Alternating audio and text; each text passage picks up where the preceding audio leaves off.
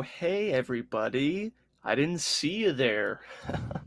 What's up? Welcome back to Talking with Andrew and Chris. I am Andrew. And I'm Chris. That's Chris right there. You get I've, used to it. I'm Look how never quickly I can do it. Check it out. See? Like I go so fast now, I'm off the I'm screen. never I'm never gonna get used to it. I'm doing this and recording another show like at the same time, and I always first point the wrong way. Because I'm But you know also on what's the other show I'm on the side you're on, and on this show I'm on this side. you know what does blow my mind about that though? Up But is still up and down is still down. that's You would true. think in a perfect world that the inverse would be the same across both horizontal and vertical. Why am I I don't speaking with know. so much pauses in my voice right now? This is very weird. Because as soon as you hit that record button, whether you like it or not, podcast Chris comes out. Is that have you noticed that? I've heard that from a few people at this point. I don't who is he then, I guess, is what I want to know. Not to make it all who's about me. That was not the who's intent of this podcast episode. Chris? I mean, hey, we might as well unpack it. You Well, opened up that can of worms. here's what I'll say. Podcast Chris he doesn't like silence for one. He wants everyone to just he doesn't want people to linger, if you will, on a thought. He likes to keep he likes to keep the party and the conversation moving. He likes to keep everyone in good spirits. He just likes to keep things moving. He doesn't like to stagnate, you know? I like that. That and he also I don't know how it's possible, but I think podcast Chris went to more college than regular Chris did because he uses some very like quote unquote smart words that I feel my friend Chris doesn't sprinkle into normal conversation, which I appreciate. I don't want him to, but Yeah. there's just times where I'm like, where did this word come from? Like I know where you went to school. You went to film school. They're not using those words. No, not at all. They literally just talk about shutter speed and panning all day long, and it's like, dude, It's I it. get it, That's man. it. And I can vouch. I do hang out with one of my former film professors. Shout out Patrick Huber. We become good friends since. And I gotta say, Pat, if you're listening, you might be. Citizen Kane does not have to come up in every discussion, man. Like Ooh. it's a great film, but it's you can't bring everything in life back to it. Okay, so chill out. Listen, All there right, are other chill movies. out. But yeah, there are other great movies. Okay, you ever heard of Schindler's List? You ever heard of Jurassic Park? Two off the top of my head, both Spielberg. Maybe there's my bias showing, but you know what? They're both great movies as well, Pat. You can work other things and other film professors for that matter into the conversation. But you know, Andrew, I do hate dead air. It Hmm, kills hmm. me. It's not that it's awkward. I mean, sometimes you do need to take a moment to think, but that's just not really how I want to do it here on the Talking Podcast Network. You know, if True. yeah, like stagnation is deflation in my mind in terms of podcasting, you know, and Yeah, I mean, as your co-host, I appreciate that attitude because it makes my job extremely easy because I don't ever have to worry like, oh shit, I need to make sure that as soon as our guest stops talking, I have something to say. Because even if I have something to say, you're just like, wow, that's great. And then I have a follow-up question to that. I'm like, dude, how did you even get there from that question? That's insane to me. right, Like, and you know, Mac Miller I said appreciate it. very early on he's got a line from his kids. I think they call them mixtapes in the hip hop world. Yeah, mixtapes, and that just shows how out of touch I am with that type of music. And it's from the song Outside, and I've always kind of felt like this was attributed to me. Like I understand what he means by this, and so podcast Chris, because normal Chris would never dive this much into himself. Definitely Podcast Chris not. wants to know if you agree with when Mac Miller says, "I got the gift of gab, something that you wish you had." Does that equate to podcast Chris? Actually, yeah, 100%. Because I know that like I'm the main host on this show, but I feel like you You are. probably do more of like the host talking, if you will, like the transition segues, if you will. And I'm recording, I'm starting another show for this network, and I'm doing more of the talking on that one. And let me tell you, I thought that it wouldn't be that hard because I talk a lot, but it's kind of hard. And it gave me like, not that I didn't respect you, but I found new respect for you, and just thanks for doing everything you do on the show because I can't do it right now. Well, hey man, I still honestly haven't listened to that episode yet. I apologize, but I will get around to checking it out. But I'm sure it's great. I'm sure it's great. Do you want to, just talk about that real quick since you kind of brought it up? I mean, and you say you're not good at segues, but just let people know a little bit. We won't plug too much here. We'll kind of get into the meat and the No, no. potatoes, but since you Yeah. brought it up. I mean, since I brought it up, I'll give a little thing about it. Basically, I am starting another podcast with my friend Sarah, aka Sparkful, on Twitch, twitch.tv/Sparkful, if you want to check her out. We're gonna be talking. The show is called Anime Forenzu, which I hope loosely translates to Anime Friends, because that's what. Yeah, I'm hitting it all right. That's what the internet told me, and I hope the internet wouldn't lie to me. So that's what it's called. We're going to be watching anime shows. We're going to be talking about anime, like, is so and so an anime or not? Best anime tournaments, anime waifus, lots of topics. We're starting out with a classic series, Death Note. It's kind of short, it's amazing. So keep your eye out for that, because it's coming out pretty soon, and I think it's going to be a good time. What is a waifu? Well, I don't want to get into too much detail, but it sounds like the word wife, and that's basically what it means. It's just like an anime girl that you wouldn't mind spending the rest of your life with. The male version of that is husbando. Oh, okay, that's pretty cool. Waifu and For husbando. me, I'd have to go with Sakura from Naruto. True. I think that'd be pretty rad. But anyways, rad. Before we get into today's topic, I've been listening to something that is completely the opposite of what we're going to be speaking about today, the exact opposite side of the musical spectrum, and also kind of the side that the community we're going to be talking about today credits for, I'd say, their step backwards out of the limelight. Sure, this community we're going to be talking about today is still doing well and thriving, and is still one of the major players in the music scene, but they once were the #1, and now they're not. I've been listening, though, to Deontwood a little bit. Like, they're so good, dude. I'm obsessed right now. Man. You like Babies on Fire, huh? That whole record is awesome. I want to actually check out some of the newer stuff. It's just so interesting. It's I don't think I ever listened to that whole album. I've only heard Babies on Fire and I Think You Freaky, which are their two biggest songs. So that, dude, the album's really good. There's this song called "So What" on the album, and it's funny because I got into them by listening, by watching Neil Blomkamp's Chappie. Are you familiar with Chappie? I am familiar. I've heard bad things about it, but I've never seen it. But I've also heard bad things about plenty of movies that I love. So yeah, Chappie is incredible. Okay, I remember really liking it when it first came out, and I wanted to go back and rewatch it. Didn't you guys just do that on the Talking TV one? I'm gonna be on a watch along. Well, I already was on a watch along last Friday night. On over at my buddy Flix Talks channel. Shout out Flix. David, as I call him, to celebrate Chappie. And Neil Blomkamp also did Julicium with Matt Damon, and he also did District 9, which is a crazy wild body horror type film. And so District 9 is sick. Wasn't that Peter Jackson? No. That was Neil Blomkamp. Those are like his big 3 movies, and he hasn't really worked in Hollywood since. He's kind of been. You're right.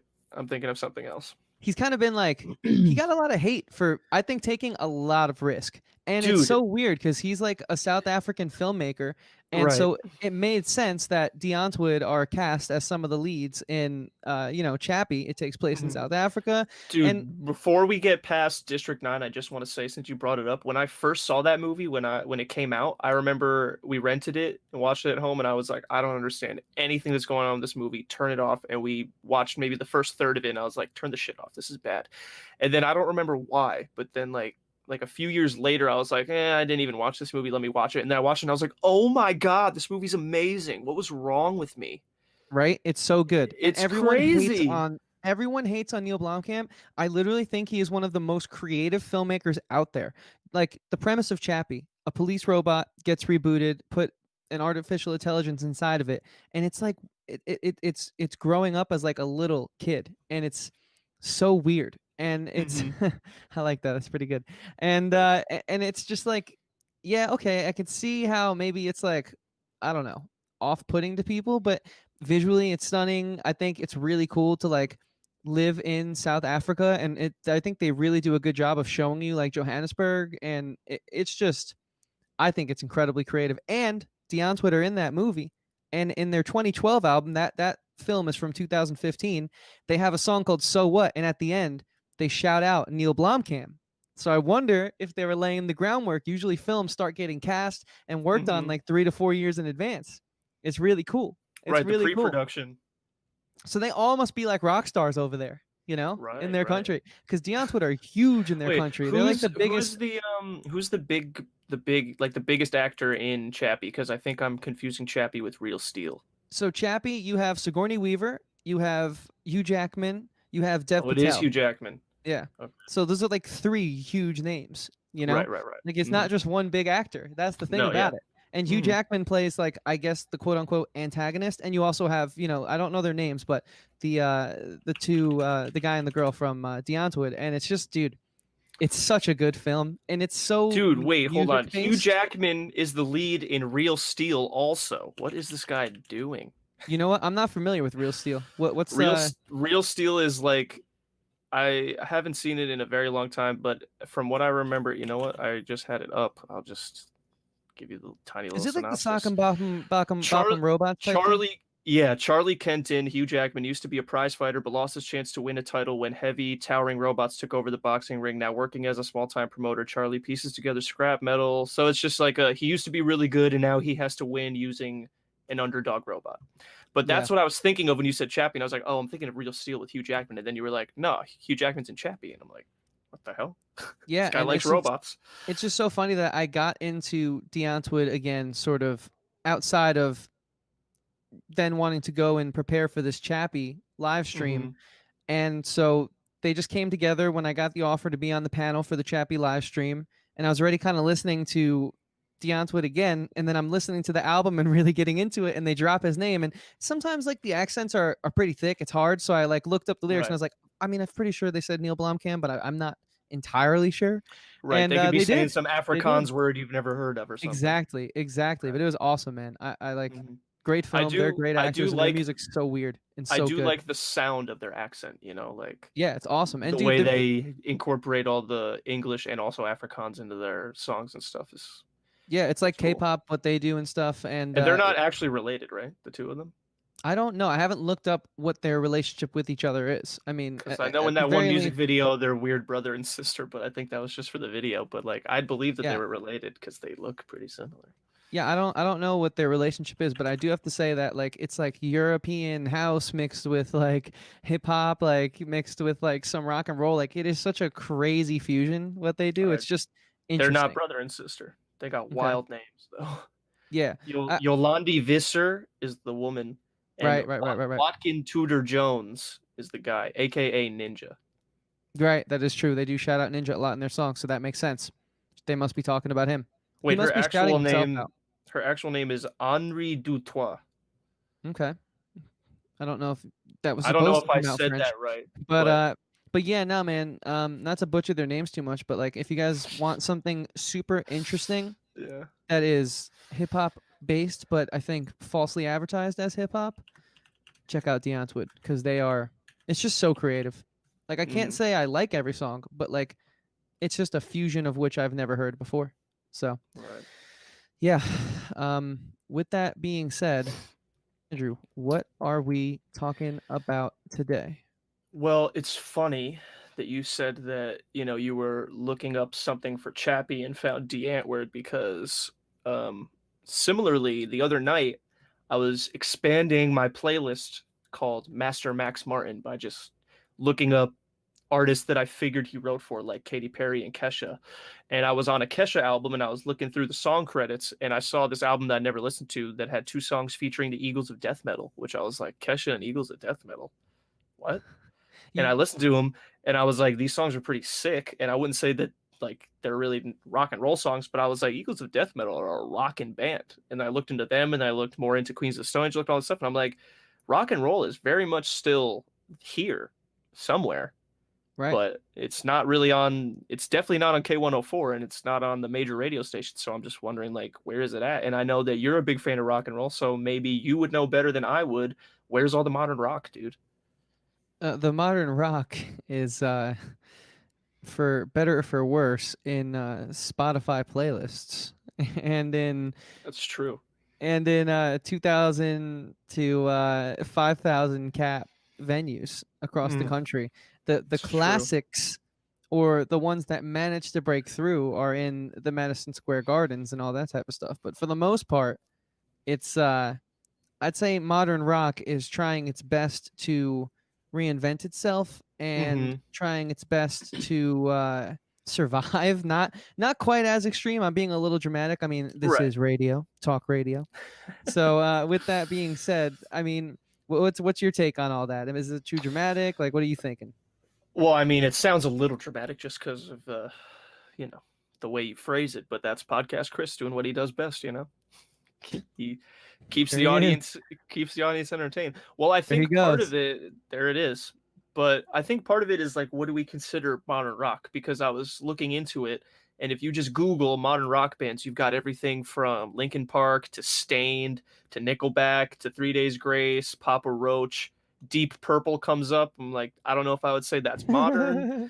Skillet No, is here, Rush is here, no. Evanescence. I'm like, who's at Google deciding this. Like, yeah, I'm sure that everything I just listed is a rock band, but modern, Not so much. first we have to figure out what is modern. Is it Dude, I the mean, Tom 90s? Sawyer came out in Is it all of the 1977. That's not too long ago. is it all the 2000s? Is it just the 2010s? Like, which is modern? Is it now just 2020 since the 2010s are over? Like, what are we considering modern to talk about? Like, is the Foo Fighters modern rock since they're still going on, even though they started in the 90s? Like, which is it? Yeah, so I think I have an answer for you. And Okay. obviously, if you disagree, let me know. But with that being said, I think that the 2010s really signify modern rock, because in the 2000s you had bands like Evanescence, like Stained, like Seether, like Limp Bizkit, like Papa Roach still in the top 40s. Even on the punkier side, you had Green Day and you had Blink 182 still Hmm. being in rotation on top 40s radio. Sure, not Right. as many songs, but like Good Charlotte's Anthem, that was still in the rotation. And sure, yeah, there's the argument of like, punk, all that you're talking about, a few punk bands, like you guys don't know anything. Well, it's a Hmm. subsection of rock and roll. So it all, I would say, and for the purpose of this conversation, would say that it falls under the umbrella of rock, because it all stems from, I like to think, distorted electric guitars mixed with loud drums and Hmm. just some crazy intense vocals. I think that's what rock at its core can be, and most of the time is.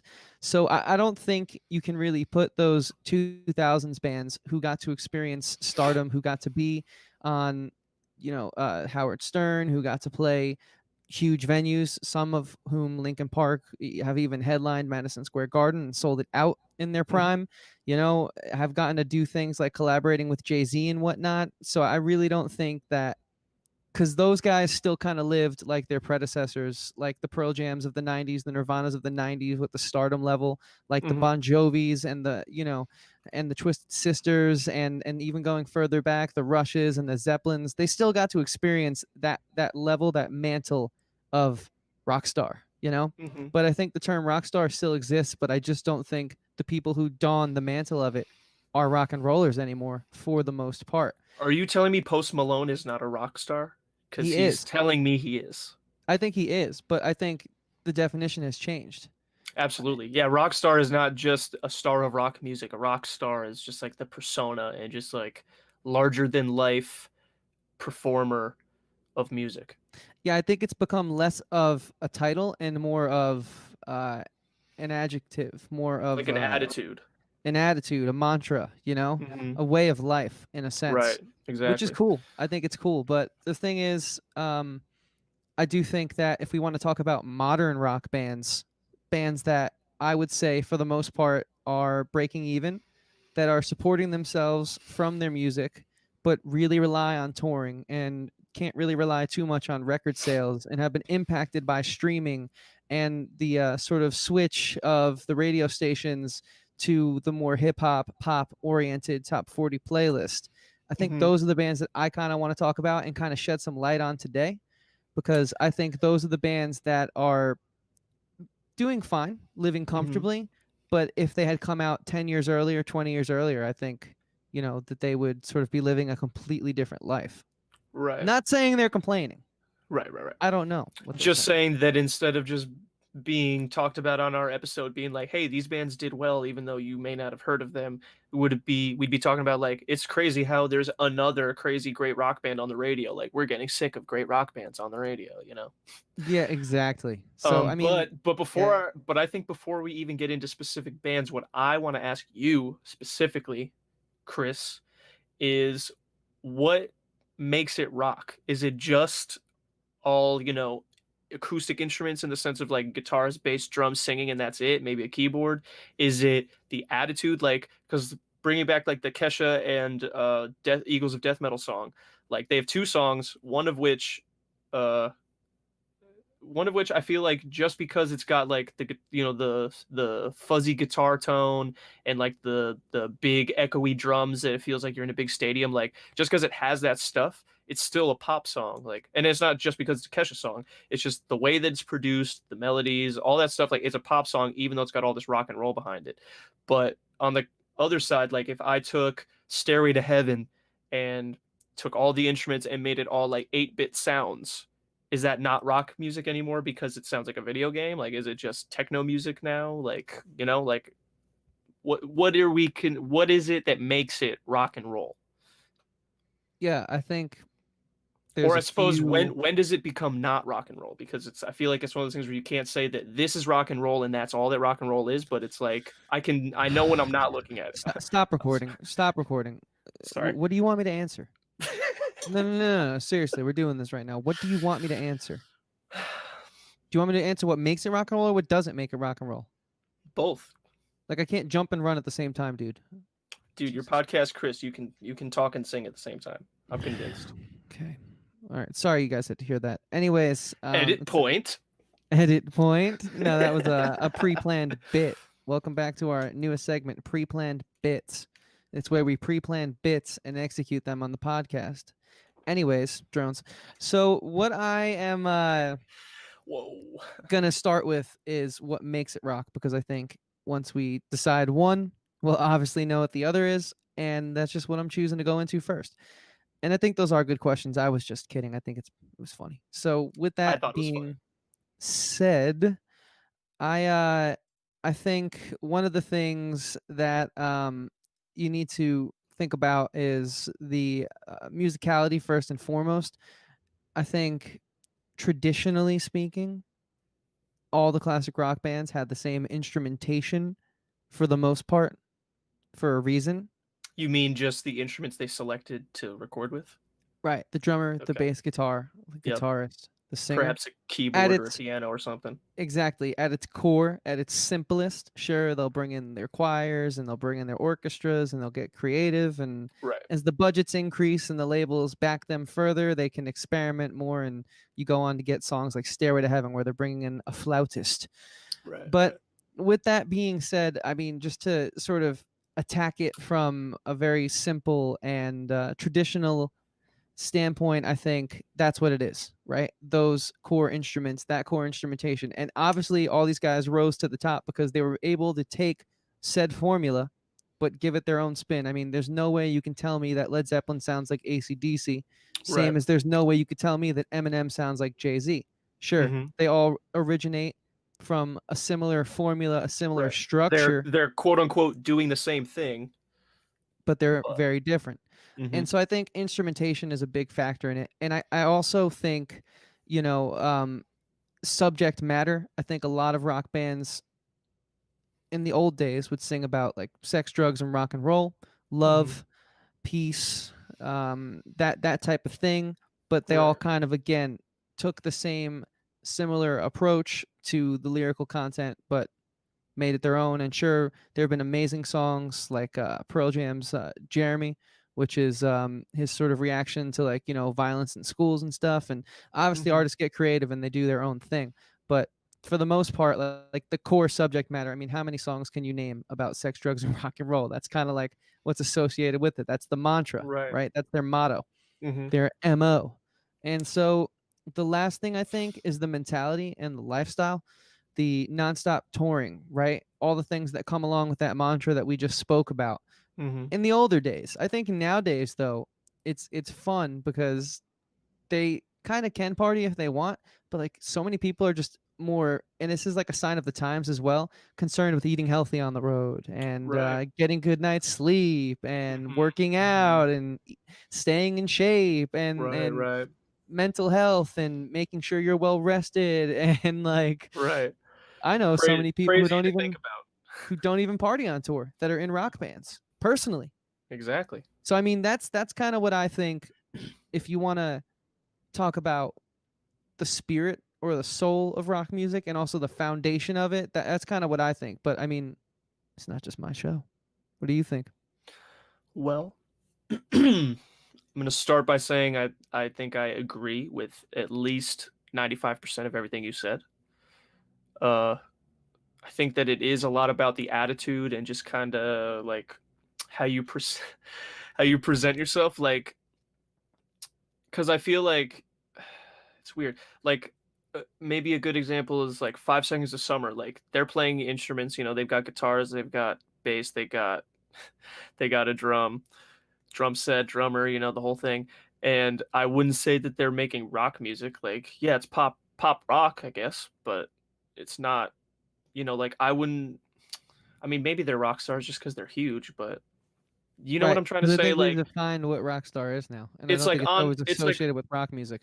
right. It's like on paper, they're a rock band because they have a guitar player and a singer and a bass player and a drummer, but they're marketed as a boy band because it's all like, you know, I don't want to put them in a box or anything, but like, you know, they went on tour with One Direction and then they have a lot of the same fans and all this stuff. And even if they have a lot of fans that don't like One Direction, like it's still they're still more marketed as a pop band of boys and not like a rock and roll group that's like, what's up, we're here to shred. They're like, what's up, I'm Luke and I'm the brooding lead singer who's really good looking, and I'm Mike and I'm the crazy guitarist who's kind of goofy but also cute, you know. And it's like, I don't think you really, like we talked about it with the boy band episode, like maybe you got that with the Beatles and stuff, but like you're not getting that with the Rolling Stones and No, with you're not. the Who. And like, yeah, you hear, you know, like you're like, ooh, Keith Moon is his own, you know, personality, but it's more just that he's a crazy rock and roller who trashes hotel rooms, and that's not a boy band thing. That's just he's in a rock band. Right. Joe Walsh is a great example of that as Exactly. well. And I think that it doesn't, because and I think if you look at that, like, yeah, it was a different time, you know, when like the classic rock bands were the biggest just musicians on earth, as opposed to now when it's like the pop singers and stuff. Um, but even You always then, had like, the pop singers though, but the rock and rollers were right. able to stand their own next to the Madonnas and the Chers and Exactly, exactly. the Tina But I Turners of think the it's world. like Yeah. even back then, like now, like that's kind of what it's talking about. Is like back then they were the popular ones, so like they were the ones on the radio, they were the ones being interviewed, the ones on the talk shows, all that stuff. But it still wasn't, you know, that didn't make it pop music. It was still rock. It was just the most popular. Right, and I think if you go back and you look up, because obviously we weren't alive in the 80s, 90s, to be cognizant in the 90s to understand like the Right. charts and all that We type of didn't have stuff. musical opinions in the 90s. I just I heard Smash Mouth's All Star on the radio, and that was the first song my parents said I ever reacted to very positively, and that's as far as it was. It was like, oh, I like the Oh, song, I want to sing wow. along. The little flute, Just for everyone it listening, sounds good. I don't know how well anyone listening knows Chris, and Chris does like to make jokes. But when I tell you that I 100% believe that Smash Mouth's All Star was the first song that elicited a reaction from young Chris, I believe that. Yeah. I mean, we'll have to do a podcast defending Smash Mouth. They're getting a lot of hate recently for throwing a show, which was not the smartest thing ever. But hey, you know what? Before that, they got a lot of hate too, and that's what we'll focus on. We'll focus but on that hate, the same hate that Nickelback gets. but like we weren't around to like sort of dissect the charts, but you can go back and look it up, and I did a little bit in preparation for this episode, and it's just so Mhm. crazy to see how within the same top 40s rotation you had for example, and this isn't an exact quote, these are just some artists that come to mind, you had like Madonna, Guns N' Roses, and like the Red Hot Chili Peppers, and it's like Right. I just feel like we were And that was like more everybody open-minded. everybody was listening to all that stuff. Right. Yeah, It was exactly. It more, was just top 40. yeah. Like you'd go to the club and you'd hear rock and roll songs. You'd hear like Billy Squire and you'd hear Cher. Like you just would. Yeah. Speaking of my parents getting some insight, some preparation for this episode. And I don't know what happened to that. I feel like it's a very one-minded hive mind of musical taste in the mainstream. They try and pass off, and this is no disrespect to them. I actually kind of enjoy their music, but like bands like or groups that are disguised as bands, which I think is Hmm. another big part of this, like Imagine Dragons, to Right. be like, oh well, there's the rock band. They have a guitar in their song, but just because Hmm. you have the, I guess, instrument present in the track doesn't Right. mean it's all about the Well, application. something just popped into my head that I think might be part of the Do reason it. why that happened, where like obviously music is a business and that sometimes ruins a lot of great things about music. And I think part of this was that they realized back in sorry, that back in the day, like obviously you had these huge bands and girls loved the members of these bands, like the rock and roll bands. I'm talking like The Who and Rolling Stones and Led Zeppelin, all those guys. Those guys were huge, but at the same time, like no one, yeah, everyone was buying t-shirts and Andrew, take us back, I'm taking way us back. way back right now. And with the exception of Kiss and all their collectibles, because that's its own separate there's many podcasts just about Kiss collectibles. So Shout out to Kiss My Collectibles. Kiss my collectibles. Kiss is excluded from what I'm about to say. All those bands, like they were selling T-shirts, but they weren't selling like a lot of merchandise. Like you weren't getting a Rolling Stones lunchbox. Like maybe a couple kids had them, but they weren't selling like hotcakes and all this stuff like that. Like there wasn't a lot of like crazy merchandise. People just wanted the music, and they wanted the band. But then at some point you had, like I don't know enough about classic music, but you had your Madonnas and you had your like your Ricky Martin kind of guys that showed up, and all of a sudden, like not only were girls and fans going to the shows and buying a T-shirt, but they want to buy like a poster with this person's face on it, and then they want to buy like they'll buy a pencil case with the Spice Girls face on it and stuff like that, and they're like, wait, this other music that's not rock and roll can make us so much more money because just like the rock bands, people want to come see them on tour. Yeah, but then we can sell them so much other dumb bullshit that they'll Well, just love to buy. it's also cheaper to pay for one person's hotel rooms, flights, clothing, makeup, Right, but wardrobe even than it is yeah, but for even that from you a could record label standpoint. right, but there are plenty of pop bands that, No, that's like true. And also I want to say, like, you brought and up like again some this older this artists. this wasn't a complete thought. This just popped in my head. I just figured that has to be part of it. They were like, we can market these pop singers and pop groups easier with more merchandise to more people than we can with these rock and roll bands who are singing about sex, drugs, and rock and roll, which most people don't care about, but there's a large population that don't like that stuff. Yeah, I think it's easier to market a song like Cyndi Lauper's "Girls Just Want to Have Fun" than Twisted Sisters. Uh, man, what's their one of What, the two come on, big feel hits? the noise. No, that's Quiet Riot. You're That, right. that is a funny one. Same Um, energy. Same exact energy. I Just can't so believe you I'm guys blanking know, on this I right was now. I was raised never the biggest by Twisted Sister fan, but for some reason they always pop in my head when I talk to you because of that guy. I was raised by foreigners, so I will make mistakes like that a lot on this show if I Yeah, so haven't like already. I think it's easier to market Twisted Sister. I mean, Cyndi Lauper's edit point. Girls just want to have fun over Twisted Sisters. We're not gonna take it. You know what I mean? That's the song And I was thinking of when I said "Come on, feel the noise," just for yeah, the record. exactly. And so but it's also though. I mean, if you think about why artists open up for bigger acts on tour, that's a part of marketing. And so Cyndi Lauper's one of her first tours in the States, and a show that my parents were actually at, was when she opened up for not the Strokes. That would be a crazy show. Yeah, that would be a Uh, very crazy show. She and opened and up we'll get for to the Strokes later for Yeah, sure. she opened up for Billy Squire. Sorry, I don't know why I was thinking of my brain's getting all mixed up. Too many different names. These artists just need to have one name. Just make it easy for everyone. But yeah, Yeah, so like like think Eagles. about that, think about that, man. Like that is Mhm. such like a rock and roller in Billy Squire. I would say the times, heavy guitar tones, giant drums. If you listen to any of his records, like The Stroke, or like that boom, like the '80s giant Mhm. fucking slapback snare sound, man. It's huge. And then she's just up there like dancing and doing pop star stuff, like opening up for him, like, Yeah. playing Girls Just Wanna Have Fun before it was a hit. And it's Hmm. just like, I just also think that I think audiences were a little more open-minded back in the day. I really Right. do. For I think sure. I think streaming has affected the attention span of art of an audience a lot. I think numbers like Spotify showing you, oh, well, this band must be terrible because they only have 5,000 monthly listeners, but this band must Right. be great because they have 2 million. I think that Right. affects it. And I think playlist popularity, like, oh, whoa, they got a new music Friday. That's like, that playlist has like 23 million followers. So if Hmm. 23 million people think that these songs are good, then Right. why would I think they're And bad? and that's like part of what I was saying, or I guess goes off of what I was saying too, where it's Yeah. like there came a point where it wasn't like the fans are saying, "Hey, we like this artist, and that's why this artist is big because they have the fan support because they're good," as opposed to like, "I'm Spotify, I am now the authority of what is good and what is popular. I'm putting this artist in my playlist to tell you that you should listen to them because they're good and popular, and I'm just gonna let that band suffer with their 100 monthly listeners because they're not worth it, so you shouldn't listen to them." Right. It's And like it's all of a not sudden anyone's we're being told what we should like instead of just finding what we like and liking it.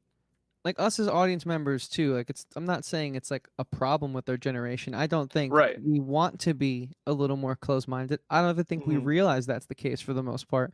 But I just remember I was so obsessed with the numbers for a little while, and especially in our old band, we were doing the pop thing, and Right. there's a lot of numbers associated with pop, and Hmm. it almost becomes like a game, and it takes away from the creative side of it. And I don't think you could have a tour this day and age where someone as rock and roll as Billy Squire would take out someone as pop as Right. Cyndi The Lauper. only thing that makes me think of is kind of the opposite, which was when Taylor Swift went on tour and brought Haim on to open, which like is still pretty pop, but like Haim, I would say, is still bringing a lot of classic rock influence into the modern pop. Right, but they're You know? still pop though. But they're Right. influenced by it. But what I'm saying is like that's the closest thing I can think of today to that happening. Yeah, And and maybe Cyndi there are Lauper. examples of that happening that I don't know about, but No, no, I understand what you're saying. And also Cyndi Lauper's first US tour was opening up for a band called The Kinks, who did the heard, original version of You Really Got Me. heard of And it's them. just like they're like this like kind of new wavy, but they were from like the 70s and now they're in the 80s, like sort of like hippie-ish type like rock, like with like obviously they all have hooks and they all have choruses, and I think that's why artists have staying power. And I think Hmm. that's another reason, that's another conversation for another day, because there's obviously needs to be elements of pop in any kind of music if you want to achieve the level of success as all these artists that we're talking about. But it's just like, so she wasn't opening up for like Madonna. She wasn't opening up for Cher. She wasn't opening up for, you know what I mean? She was opening up for Hmm. something that was completely left fielded. But it worked, and for the most part, I mean, hey man, there's no crazy stories of her getting kicked off those tours, right? There's no audience Or rejection. right, exactly. I was gonna say that, like the audience being like, "What the hell is this?" Yeah. So I mean, I don't think it's like our generation's fault, because I don't want to Right. blame our listeners. And you guys have been sticking with us. I know we haven't been the most consistent. We're back now, and we appreciate it. The numbers are they're You know, humbling. So we're people. We make mistakes. We don't always post every day or every week like we say we will, but we try to and we plan on it. And like he said, thank you guys a lot because we do appreciate it. We do look at the numbers. We see those of you who are always listening, and thank you so much. We love you. Talk to us more often. Hit us yeah, up on the comments and stuff. exactly. And so I think we sort of established the where rock was and where it is now, but I think we should give credit to some of like the names who I think are doing their best to make true rock and roll in a time Hmm. where it's pretty difficult to get that across to a lot of people. So Hmm. for me, my brain goes to Bad Sons, more specifically their album Mystic Truth. And Okay. so far the few singles off this new record. But obviously, Well, these aren't singles for a new record. They were singles that were they had extra songs when they were writing Mystic Truth. That's what these that songs makes so are. much sense. I love when bands do that. And They were bands just do like, that. we have these songs and there's a pandemic going on and we're not going to be touring, so here's a couple singles. Very cool. That's Hmm. awesome. And that's just like, that makes me happy to see. Like, that's just good fan service, because I Mhm. still, even though that record's almost like a year and a half old now or whatever it is, I still jam it all the time. But there are so many other, I think, modern rock bands who need our attention, man. Like, I truly believe that if Bad Sons had put this record, Mystic Truth, out in the 2000s, because it is still very modern, I do think that they would be huge, though, like a Killer's level. Like, I think it is that good. I think It is really good, it dude. has all the Miracle a Mile Away. exactly. I mean, every song. We don't even have Every to get into song. specific. The whole album is solid from front to back. The I piano mean, that ballad at whole, the end. I mean, come on. in my opinion, that whole band is solid from front to back. So It's a record, and I think that's also something that I respect rock bands for doing to this day. They make records. The attention span is also something else that's been affected. hmm The standard length of a pop song has severely shortened. I don't have the right. exact numbers on me, but just Google it and you'll find it right away. I think it was 4 minutes and 30 seconds in 1970, and nowadays it's 3 minutes. So it's insane, and it's just like it's all about singles now. It's all about singles, but for so long the art of music was the album. I mean, sure, Right. in a sense we're going back to the 50s where they cut singles, but that's only because they had the smaller vinyls. They couldn't figure out how to get the bigger ones. So that's the only reason why it started that way. But that's why I respect rock and roll bands too. And I mean, say what you will about this next band, but I hated them for so long when they first came out, but it's because I didn't give them a chance, and I also didn't realize how good they could be for the modern economy of rock and roll. Greta Van, oh, you wrote fake? That's messed up. I'm trying to give him a compliment, man. Greta Van Fleet, dude. Greta Van Fleet. I'm not saying I'm a fan, but I'm saying I'm learning to at least accept it and be You happy know, that it exists, because you can't change the way your voice sounds. You can't change how you were born. So if I'm he does sound glad like Robert Plant, he does. I'm glad that you brought that up because I don't listen to Greta Van Fleet. I also haven't, I might get a lot of backlash for this next statement, but I also haven't taken the deep dive into Led Zeppelin yet. Like I haven't listened to all their songs and all their albums and stuff. So, um, I'm not like most people when they heard Greta Van Fleet, they were like, this is just like growing up with Led Zeppelin and I'm angry because they're just trying to be Led Zeppelin. So like I didn't get that reaction. Um, but I did, unfortunately, and I'm not proud right, of it, but you know what? I'm gonna be honest. you and a lot of people I know, like my roommate, I mentioned Greta Van Fleet today when I was talking to him about this episode, and he was like, "Don't even talk to them on the episode. Don't talk about them on the episode because they don't deserve your breath. Like I don't consider them artists." I was like, Yeah. "Wow, that's this kind of stuff." And it's funny to think about that, because it's like it'd be one thing if they were like, "Hey, here's our band," and they were like, and people were like, "You're literally taking Led Zeppelin songs and just like changing tiny bits about them, and that's fucked up." And that would be fucked up because that's just like taking someone else's songs, change them. But they're even if they came out and said like we're trying to be Led Zeppelin, these are all new songs. So it's like, you're like you can't say that they're just taking their songs and redoing them or something. So it's interesting that just because they sound so similar that people are angry and not excited. But doing research on this, I found a lot of stuff like that about Greta Dude, Van Fleet that people were so angry. But I if you have don't wanna do it, that's I fine, no, and I I'll have cut it out. I have like 8 tweets Okay, here about cool, Greta go Van for it then. Fleet. Like people being like, this is from last year when like Greta Van Fleet was being talked about all the time on Because they SNL got and because they got nominated for the Grammy. yeah, yeah, yeah. So we've got people like, on a positive note, I noticed that Greta Van Fleet, an actual rock band, will be on SNL on January 19th. They're not really my favorite modern band, but I'm encouraged that they're at least being given a chance. So it's stuff like that. Like, speaking of Led Zeppelin, I'm surprised their little clones, Greta Van Fleet, didn't chart. I wouldn't have minded that. They're not original, but at least they play their instruments and they're an actual rock band. So pretty much the Who's your gist of sources all on these these tweets? I tweets. think that's important Well, these are if just you're gonna random read them. people brought up on Brooklyn Vegan for Okay, an so it comes article. from a Brooklyn Vegan article. A I Brooklyn just never like Vegan to not cite article. things these days. I think there's a Right, right. lot of that, and I don't like it. But they won the rock album of last year at the Grammys, and you know why it was important? Not Right. because they did the most original thing. I actually can agree with the sentiment of both of those Yeah. tweets. Which But like the when was whole the all of last time the rock album winning for better or for worse was a big deal? right, Can you because name it? remember the only thing I can remember for best rock album winning and people being upset was when Lord won it.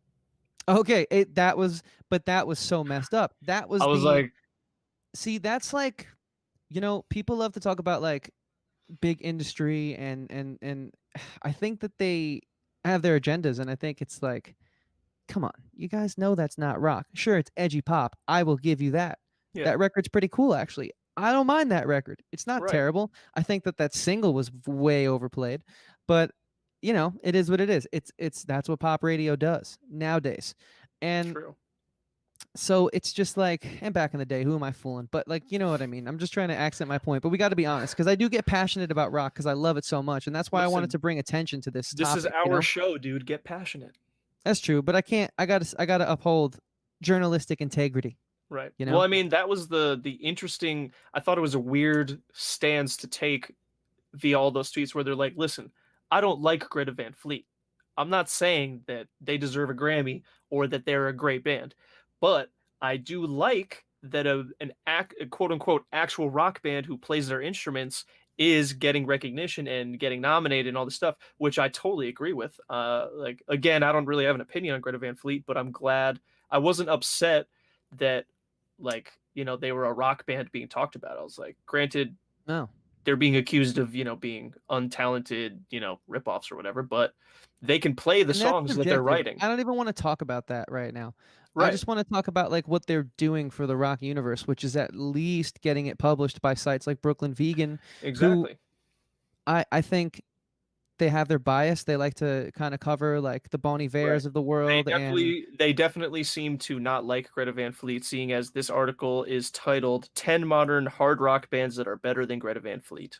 but you know what? It's better than Rolling Stones putting out a giant like almost op-ed on 5 Seconds of Summer detailing how they're rock and roll just because of their lifestyle, but not talking about the Right. music at all. And That I was also really I enjoy Five remember Seconds of Summer. Everyone I out there remember listening. that article being like, who cares? Like this is what college kids do.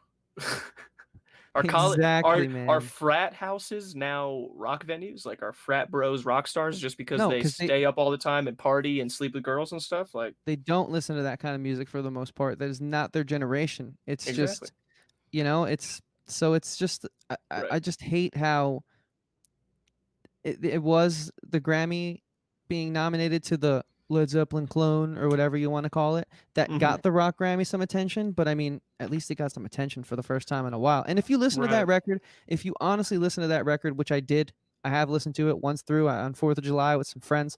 Hmm. Was that It's not bad. from the fires, right? Or was Yeah, it the yeah, one after that? exactly. No, no, no, From the Okay. Fires. And my Okay. friend Jeff Greblick was like, dude, like, and he's not even a musician, man. He's definitely a music appreciator. He's someone who I always get an opinion on when I write a song because Hmm. he knows how to talk music. He's one of those guys that like loves music so much he knows how to talk it at like a high level and Right. understand it like we do, you know. Hmm. But he's just not a musician, and he was like, "But do you not understand how it's like important for rock music?" And I was like, "You know what? You're right." Because we were talking like Portugal the Man. They kind of sold out a little bit, although I do love that record. So it's like I like all these things Right. that do sell out, but Well, I also sold recognize I want to just say that sold out just in the sense of going from like rock to pop. Not we don't know obviously why he made a switch. He could just like those music. He could just like right, that music. I exactly. mean, I'm not saying it was malicious. I'm not saying it was right. devious. I actually really like the record that was like the big mainstream record. Hmm. I think it's Right. awesome. We're just talking about how like Fall Out Boy sold out because they were a punk band and now they're writing Yeah. crazy And radio again, songs. I still like some of the modern Fall Out Boy songs, but I just Right. think the radio saw that as an example to be like, oh, so we can get the rock crowd if we market to them and brainwash them to think that, well, this is rock now, but it's not. Right. Right. Right. Really Right. not. Because then you Hmm. have bands like Bad Sons, Greta Van Fleet, for example. There's this band that I love called Band of Skulls, who are so awesome. They're like, dude, they got that old rock and roll soul, man, and they are a modern band. It's a husband and a wife, and they rip, dude. You never heard of them though, right? Never heard of him. Yeah. Let's see how many monthly listeners they have on Spotify right now. I have it pulled up. Band of Skulls.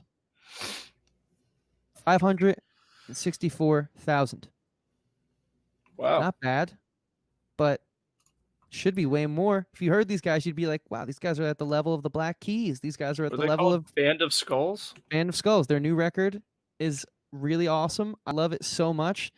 I got to shout it out. I got to pull the name up because I'm terrible with names of things. So I'm typing it on Spotify again. But like, I discovered these guys because I was like, is there any really good rock and roll out there? And the related artist section, I figured I went to someone recent, and I was on the Raconteurs, Jack White's, Mm, love the Raconteurs. most recent band, and I just kept clicking and clicking and clicking until I got to the names I didn't know, and then I found these guys, and I was like, I'm looking for someone who's active in this decade, and I I found like their I like I like their aesthetic too. They have like the whole yeah, design down and everything.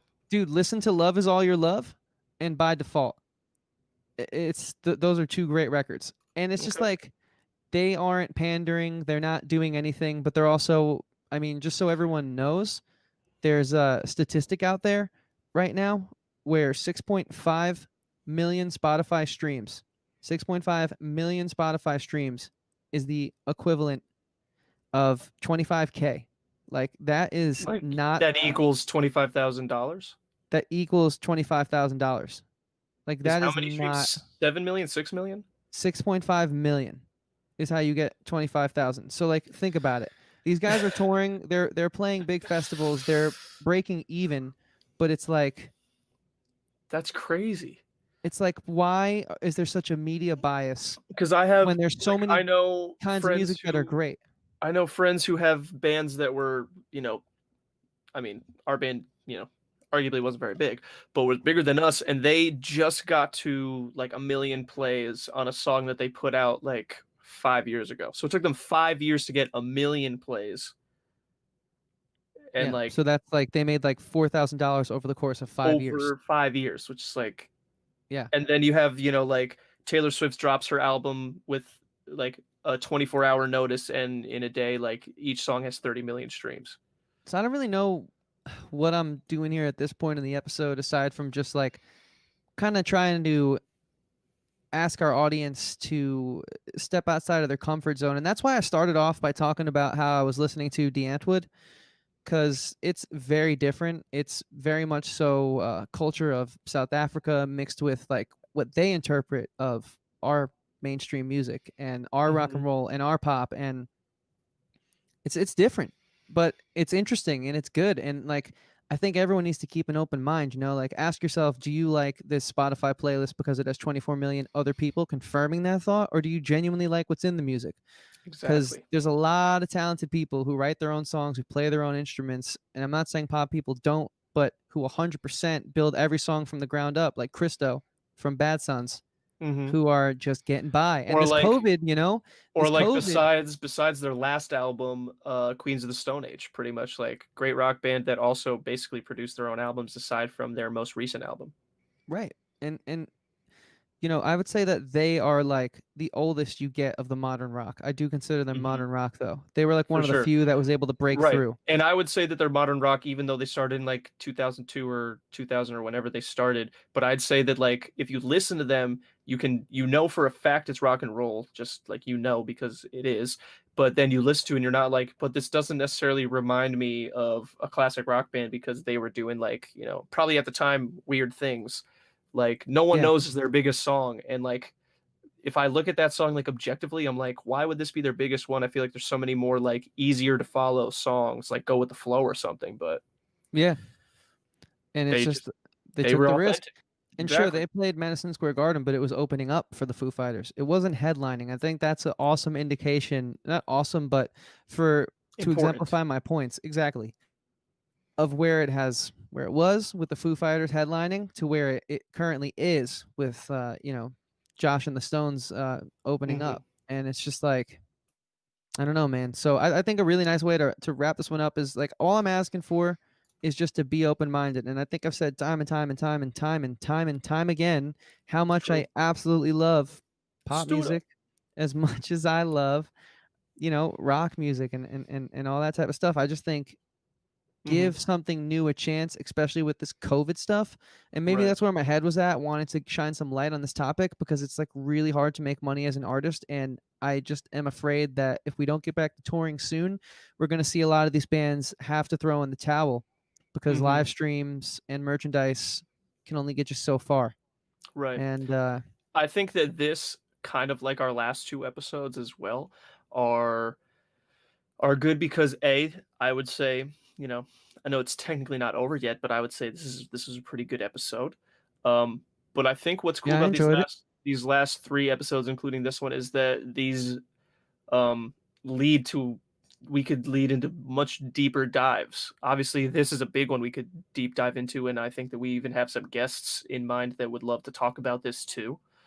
And so if you guys like this kind of episode and want more of this episode, or you want us to talk more about what is a boy band and what are boy bands and are the Beatles a boy band, blah blah blah, or talk more about Taylor Swift or why artists like Taylor Swift get hate, blah blah blah, let us know what you want us to dive more into or what you want us to just forget about and never talk about again. Like, we want to hear from you. Yeah, and Andrew, you know what? You said you had a list of some modern rock bands, and I think you'll be able to sift through and take out the Rushes and the Linkin Parks when they're thrown in there. I think we should give some love to some artists right now who I think if they're in rock, they need more attention. True. I'll add Band of Skulls to the list. I think Okay. you guys should definitely check them out. They're very much so in the vein of the Black Keys. I think you guys should check out the Night Game on the softer side of pop and Night rock. Game is definitely good. It's one of those fusion type artists.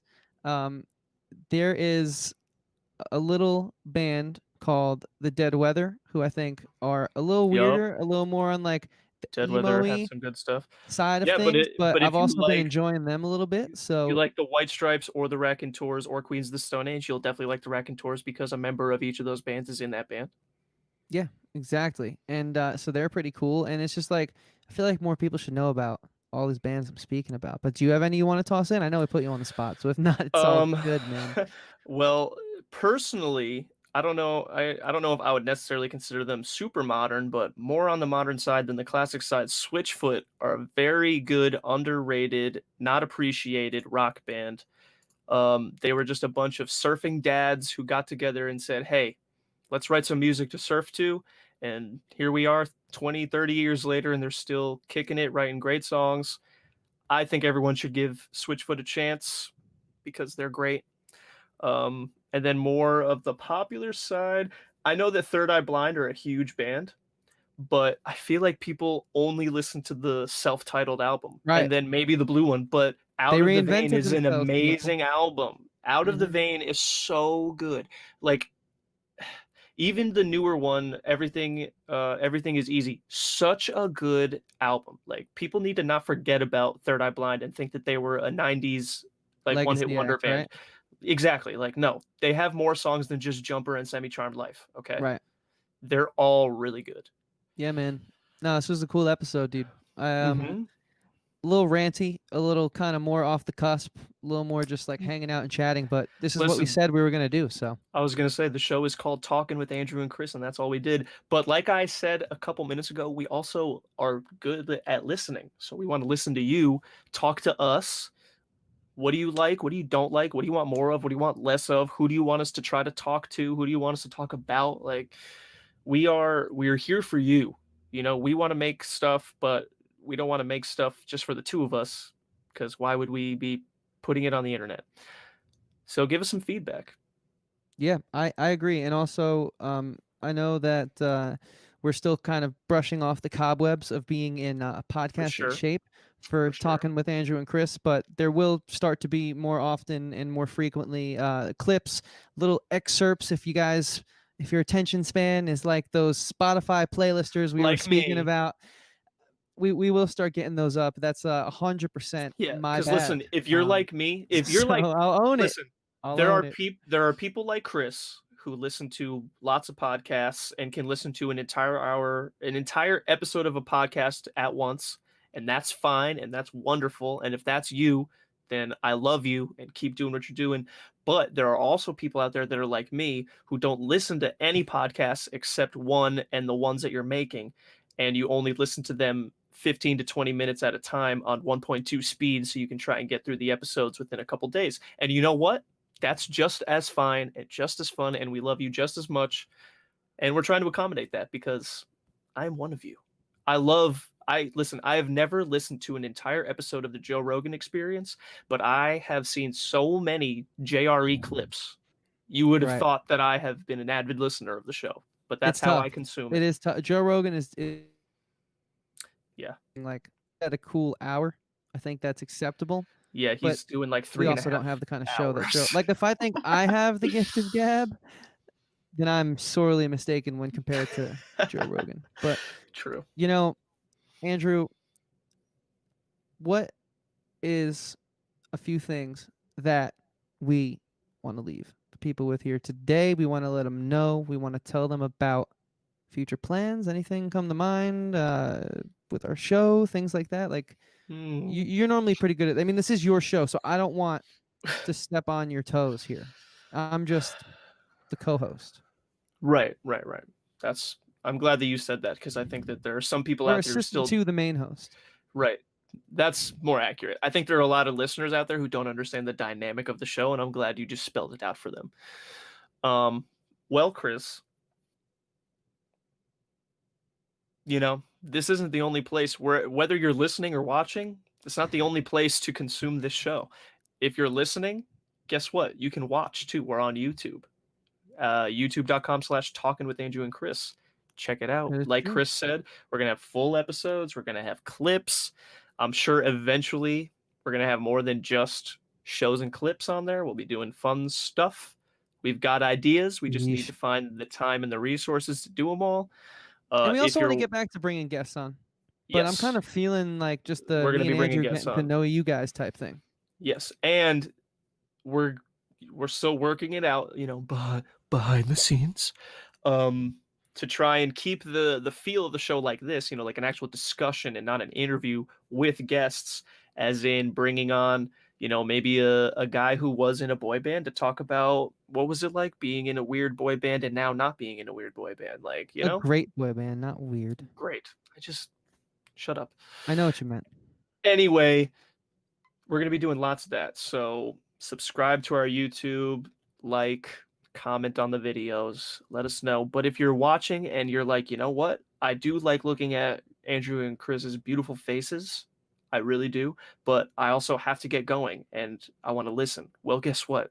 You can do that too. We're on all of the digital streaming platforms: Spotify, Apple Podcasts, Radio Public, the one I always forget, Stitcher, Google Podcasts, to Google name a few. Podcasts. There's And other ones too. if you're there, subscribe and leave us a 5-star review. It would help a lot. Please help. It would help a lot, and it's not that hard to do. No, just a few seconds of your time, as is But going over to YouTube and hitting that subscribe, like, and notification bell so you never miss when an episode or a clip goes live. that's right. And just because we love you guys and we know that you want more content besides us, guess what? Like I said, I'm coming out with a new show soon called Anime Forenzu. Keep an eye out for What? that. But also, before that, if you can't wait, Chris is on another show that we also mentioned. It's called Talkin' TV, and it's at least just as good as this one. At least just as good. Yeah, I'll So keep it short and sweet because this is Talking with Andrew and Chris, but I have another show proudly a part of the Talkin' Podcast Network called the Talkin' TV Podcast. You can find it right there, any place that matters, and on YouTube at Talkin' TV. We cover TV shows, movies, films. We host live watch-alongs. We do podcasts where we dissect the minutia, what makes our favorite shows tick, what makes a bad film bad, what makes a good film good. We have a great time doing it. My co-host Dom is, to say the least, a character, and it's been growing really well. We're about to hit 100 subscribers in only 4 months on YouTube, and that's all because people have been commenting, liking, sharing, doing all the things we hope you would do for this show to that show, and it means a lot. So, yeah, Andrew, I appreciate you giving me that moment. But one last time, let's give ourselves both a moment. People, that's at Talkin' Podcast. You can find it anywhere that matters. Again, please be sure to subscribe, leave a comment, click the like button on this video, and most importantly, turn on that notification bell so you never miss a podcast. Anime Friendzu absolutely. coming soon. A new episode coming next Monday. Did I miss anything? Listen to rock and roll. Stay sweet, people. Stay sweet.